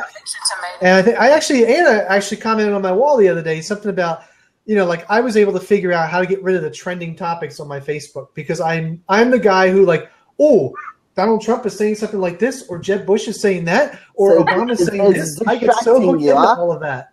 I get so hooked into that I know myself. By the way, just as a side note, if you go to jebbush.com, you notice it ends up at donaldctrump.com. So Jeb Bush needs to learn social media. I thought that was hysterical, by the way. Just as a side comment, not to get too political, but I thought that was funny. If you're running for president, buy your own domain name. Rule number 1. Well, actually, not even if you're running for president. When and I'm sorry, Kevin, for barging in here, but we kind of we need to start having a 4-way conversation here. So when our kids were born, we purchased their domain names right away. So don't even wait to be president. Like when your kid is born, get their domains. Period. End of story. Our kids have their own names too. Yes. And by the way, let me just give a shout out to @SmartOfficeHelp. She's been blowing up our comments with type of question. I don't know, who is this amazing girl? I love it. I'm like, hey, awesome graphic, get it. And it's that's a GIF. You guys can go get GIFs and download them and put them in the comment section. Right. When you need to teach us more about it, where do we get them? Yeah, so Giphy.com. Right. That's awesome. Any type of a GIF feed that could be put in a comment? bandit, all kind of stuff that could be put in those comments. But please don't, you guys, don't drop crazy stuff in the comments, please. Trust me, that's when you know you get trolls, like the little egg we have up there that we don't know, and the other +1 we don't know. You should be clicking to give props. I just figured out how to do that. I never knew that until now. Give props to everybody. You could do it with your mouse or the people that are watching this on mobile. There we go. See, Kevin? Check it out. Give props. That's what you should be doing right now. Click until your finger falls off. And also, people, I mean, we have 24 people in the house. We started it with 4. So would really appreciate if we could get some tweets going on, because it's been pretty fascinating hangout. I mean, I thought about doing a 40-minute hangout here on a Blab with Tanya, and before we even started. And here we are, going to a 90-minute run here already. It's crazy fascinating. We've had over 103 people come through this room. Yeah, and you know what's so awesome? The content that we're talking about right here literally can be sold. And that's the part that gets it. If you guys can grasp really what is being said, my goodness, you're getting like literally $1 million tidbits. We have over 6-figure income earners in this Blab. They've done it. They're in the process. It's happening. Set up a PayPal and a rotator for the 4 of us if you'd like. We can get that done real quick. You want to do that? Let's get it. That's what I'm saying. I'm like, hey, we need to just go ahead and take this. So after this blab, it's just so funny that we're going to be talking about content. I'm going to just add this too. So I have a Blab show that I do Monday through Thursday, and it's usually set up to have influencers. Anna's going to be coming on next, and we're going to do an early daytime with her. We're going to have Kevin on there as well. So I just tell people they're coming on the show so we can showcase you. If you're a host, after this Blab is over, if you make Anna a host, you make me a host, or Kevin, it'll upload to your Blab channel. And after it goes off, it has a button after it says upload to YouTube. It automatically will upload to your YouTube. Yep. And 2 minutes later, you'll get an email. All of us, if she makes any one of us or all of us a host at one point in time, then it will email you and say that your Blab is now ready for replay. And you can also, this is for content, you guys, you can also download the audio of this entire Blab. And I'm going to add to it, you can actually request for someone to recreate a blog for you. Boom. Yeah, and you can embed it while we're on here in your blog. So actually, people could be, if you took the code before we launched, there's an embed code, and you could put it in your blog, and they could be watching from your blog right now. We're just giving all kind of hint, clues on why. Well, that's why I love Blab. This is probably my second favorite place. But they're doing some amazing stuff on this to have a lot of your content. What's the first favorite if you place? Need to create an audience. Right now, trying to interrupt. Sorry. Facebook's my favorite. My bed actually over there is my favorite place, but Facebook, it's my happy place. But Facebook probably be my favorite. Facebook is not me. You so Kevin, yes, you will.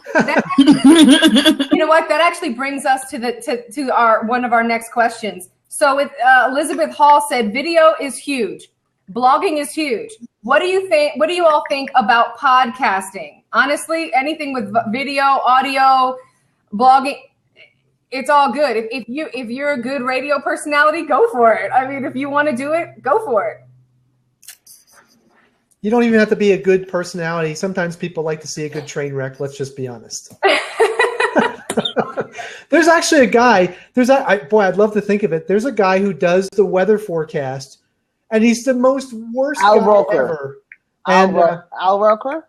No, not professional. Like just some guy on YouTube. That must be another one. And somebody sent it to me to be funny, and I thought, these are really funny. And he's got like 150,000 views of some mundane topic like the weather. So there's no shortage of an audience, no matter how good or bad you think you are. There really isn't. There's an audience for you. So just get their content rolling. Yeah, I mean, absolutely. It's really whatever you flow with, whatever you want to do, whatever you like. just try it out, see how it works, and see how it works for you, for your brand, for what you're doing. There's really not a wrong answer in that. I mean, you know, like I said, like even here, this is I want to say with Smart Office, you talked about podcasting and repurposing your content, and that's probably why I am on Blab so much. You can actually, once this is through downloading, typically when I'm on Blab, I'm actually periscoping at the same time. There are a lot of there's a colleague of mine who actually does their podcast, and they set their show up while they're blabbing and while they're periscoping. And then what happens is it may not be live. They'll once they get that email from Blab with the audio, they'll take it and upload it to iTunes, Stitcher, and all that. And they've had a podcast, a live Blab, and a Periscope, and their content's been syndicated simultaneously at the same time. And so what I'm doing is actually I'm going to launch a podcast. I was talking to my coach next week. And I'm going back through I do a series typically in the morning on Periscope. It's like a weekly theme series. It'll be like different themes in the morning. And I'm going to syndicate them. And they're all are going to be on a podcast series that you can go through. This week was about this. This week was about this. This week was about that. And so this content is able to be repurposed multiple times. So if you guys are not doing video or live streaming, you're missing the boat, because it can be repurposed over and over and over on multiple platforms. And a lot of them now are supporting you to even do that. So just repurpose your podcast for maybe just getting on doing videos and going live. Yeah, that's exactly what I was about to say. So, you know, just learn the best strategy that you can ever do is work the heck out of your, you know, whatever content you create. Like there's a gentleman, what is it? I forgot it. Derek Halpern. He only blogs. I think it was like literally every 60 days, something like that. But what he does is he works on a massive thing, and then he repurposes it in every way that you can think possible. And he just crushes it. He doesn't necessarily do something every single day. But, you know, you guys got to get creative. And how do you blab while you scope and all that? It's really simple. If you're a blab on your computer, grab your phone and Periscope at the same time, you know? So you're able to do that. Now, there's one of the last questions. If you have any last questions, and then we're just going to do a kind of a closing round robin thing. If you have any questions, go ahead and put them and get them in really, really quickly, because we're going to, you know, wrap it up. And honestly, the truth is you have, like I said, over 6-figure income earners. You want to ask questions. This is where people, you know, miss the boat sometimes. Ask the questions. So let's see. Tanya, can I answer this guy's question at the bottom? He asked, how do I scope? Oh, I think we lost her. All right, she's going to answer the question when we come back. Right now, what is your number one trick for a strategy for Instagram? Anybody want to answer that one? I have no tricks, because Melissa is the Instagram person in our house, and I just know how to take a picture like twice a month. I'm in the process of becoming better on Instagram. Hey, I have to go, ladies. I'm late for my ladies' time with Melissa, and also with our dog. We take her for a walk. And well, Kevin, it was a pleasure pulling you here impromptu. Thanks for being here and connecting with us. Definitely. I guess, Tanya, this will be your regular blab. Maybe we'll make it a habit of making it Friday night. And I mean, look, I mean, it's amazing. But anyways, I know, right? Something to think about. But thank you, Kevin, for being here. We appreciate you. Thank you so much. Thank you, ladies. It was so much fun. Friday night and the weekend. Absolutely. I'll see you guys soon. Love you all. All right. Love you. Bye. All right. Anyway, so the last question you had was, how do you use Instagram as far as what? No, what are your top Instagram strategies? One of the top strategies that I have is knowing my hashtags. That's as simple as that. The second strategy is knowing the time when you need to post. Okay. The third strategy is replying to every single comment of people that are commenting on your post. You need to reply, meaning you need to write a comment, and you need to use the @, mention their name, their user ID, and you reply with your comment back to them, so they'll know. right? As far as using direct message on Instagram, I have not used that. As far as using bots to help me with my an additional some sort of targeting or whatnot, I've used it before. I do not like to use the it kind of makes it spammy, that's the feel, right? When you have a system automate messages for you, or see on Twitter, I use this thing that automates messages. So when I have a follower, I'd like to send them out a greeting, because I'm a busy person. I'm a full-time mother, first and foremost. I have 2 kids. And throughout the day, I have my day scheduled with different things and activities. And then when kids get home, it's homework time, there's activities time with them, and there's dinner time. So from, say, 2 o'clock until 8 o'clock, I'm not available on social media. I could check in here and there, but it's just not a possibility for me. But anyways, and then like this Christmas holidays coming up, the kid's going to be home 24/7. It's going to be no joke. Y'all know what I'm talking about, Tanya, right? Yeah. I don't know if Tashawn is a mom or not, but bottom line is those are the 3 major things, and I'm going to repeat them again for you guys. And thanks for the props, Tanya, and for those of you still sticking around. Again, number 1 tip for Instagram is knowing who you're talking to, right? Hashtags, research your hashtags. That's tip number 2. Number 3 is knowing what time you need to be posting. What time your audience is mostly responsive on Instagram. And number 4, like I said earlier, I just added another one. And number 4 is engaging back with your audience. Mm-hmm. Yeah, absolutely. And quality photos, using the little filters and the creative little aspects of it. You can actually go, I think it's on Hootsuite. I create like really, really nice, engaging photos. And then I literally share it on the Instagram, and I download the app to my phone. And then what happens is when I'll create it in like Canva or something, I'll create something really engaging. It pings me, and then I have to manually put it into Instagram, but I can get other creative stuff, like if we're blabbing or if we're doing whatever. Well, Tanya, you have a little complicated way of creating things. I mean, you have ton of, and forgive me for saying that, but like there is ton of photo apps out there. One of them, if you want to create an HDR quality photo, you want to go to Snapseed. It's SNAP Seed, SEED altogether app, and you'll be able to upload a picture there and create an HDR quality. Boom, it saves directly to your phone, and you're good to go. If you if you're already creating the pictures of, not the pictures, but if you are creating photographs on your Canva, the way I go about it, it's simple, Tanya. It's I don't know if you have Mac, but I do have a Mac. So basically, every single picture that I take on my phone automatically goes to iCloud, and it's already in my computer. So basically, what I do is I upload it right away. Well, I just drag it up from Photos to Canva, and boom, it's there.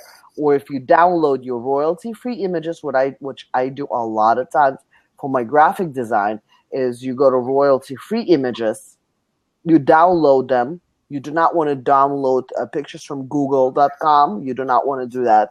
You go and find royalty-free websites where you can download these pictures.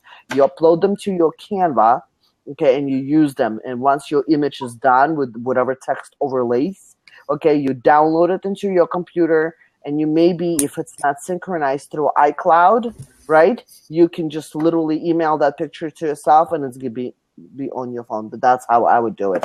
Yeah, I mean, and there's different ways to do it. Like if then that, I've used that before. The reason why I like the Hootsuite personally is because I put stuff like books that I'm authoring, things that are coming out, and I'll create certain graphics because I design. And then the other aspect that I really like about it is I'll be going throughout my day, and I like to schedule certain things. So what it does is Hootsuite will send me a notification and the image of when I need to post it at my opportune time. Because the truth of the matter is, as a mom, I could really quickly text something, but like to sit there and have to create a graphic every single time at the opportune time is not good for me. So I like Hootsuite because it brings me, it just reminds me, it tags me and says, hey, it's time to post this image. And then I literally just hit post to Instagram and then I make my stuff. So a lot of times it just works with my scheduling and some of the stuff that I do, but I do what you do as well when I do that quotes or when I do something simple like on the spur of the moment kind of thing. But when I'm kind of scheduling my content for the week, sometimes I just like it. It's easier to use the if then that or the way that I had done it because I just load it up and it works so easy for me to remind me to do it at that opportune time for my audience. But those are great. Yeah, those are so many great ways to do it. So Kelly Frazier has asked this: Do social media experts specialize in best-selling author campaigns? I'd like to find an expert in social media for authors specifically to interview here on Blab. I have my idea of that. You guys want to go ahead and answer that one? I mean, I don't think that that social media experts just specialize in authors. You know, it depends on what you're writing the book for, your audience, and it's just like really like selling anything else. You know, with social media, I always tell people, you know, get someone who's a social media marketer that has an intent on you actually generating revenue from whatever it is you're marketing. I think so many times people get out on the platform and they just want to post, but the end result is that they're going to convert over into revenue. And that's I found in the marketplace. And I can't say for everyone else, I find the marketplace, people don't want to have that conversation. My first thing is are you trying to generate revenue? Are they revenue focused? Or is this just, is this going to be an ebook? Is this going to be a lead magnet? What is it that you're wanting to do? And work with someone and ask them those questions. You know, I want to write a book. Okay, but why? Do you want to write the book? Or is it your lead magnet? Is it to generate celebrity position? Or is this actually a revenue generating product? And then once you kind of know that, then, you know, you can work with a social media expert to help you how to, you know, support you in marketing, you know, your product or service. But I can't say that there's one specifically. And can specifically to interview here on Blab? Are you trying to interview somebody here on Blab, or do you want them to interview you on Blab? Maybe. Because I don't understand the last one. I'm sorry, my dyslexia kicking in because I'm not clear on what was said, the end part. Are you interviewing Kelly? Are you interviewing? I'm looking to interview an expert in social media for my author students. So you know the truth. I got a couple people. If you like to interview. Yeah, the truth of the matter is too. This is we're in wrapping this up. Honestly, the truth of the matter is this that. Yeah, that's the whole thing of what we've been talking about. The whole thing that we've been talking about for almost actually going on 2 hours is the fact that there's a formula and then there's strategies. And if you have a branding expert or a social media expert, an expert's an expert in social media. They're going to know, they might have to do a little tweaking and research in that department. But in the grand scheme of things, a formula is a formula. There's avenues, there's ways, and there's strategies of doing it. You know, I have learned too to ask the actual authors as well. There are some authors that are very hands-on in their marketing and what they do, and very much so in their purpose of saying, hey, look, I want things done this way. I know, like even Tashawn and I, while we delegate, we do a lot of contracting, we do that. We're very hands-on in what we do. We know exactly how to do everything that we specialize in. But we do at times contract out and do things. So sometimes it's nice to even just have the author on and say, you know, what were the steps that you took to get to that bestseller in the marketing aspect, and take different perspectives. Because there's no necessarily, like I said, wrong way of doing something, you know, in that perspective. So my question to you right now is going to be, do you guys comment below? Say yes. Do you guys want to see a part 2 of this Blab? Because we're going over. It's pretty long. I didn't expect all the longer questions or whichever. Okay, so we see yes. All right, awesome.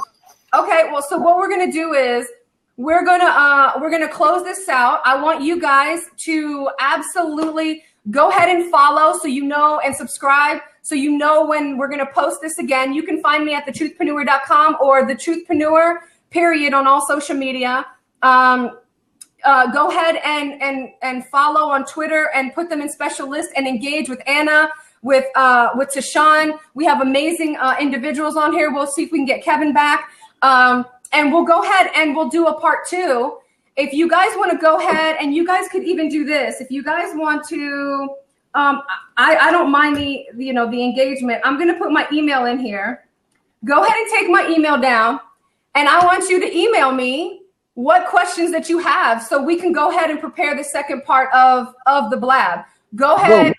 Boom. This was amazing, Tanya. Exactly. Just connect with me on there. Love you guys. Thank you guys so much for joining, for being interactive. And if you don't know, you're about to know that this was actually my first blab. So, but not my first time in front of the camera, obviously. Been doing it for a long time, but I love Anna and Tashawn. They've supported me so much in getting the first blab out. And so I absolutely love it. Love you guys. Thank you so much.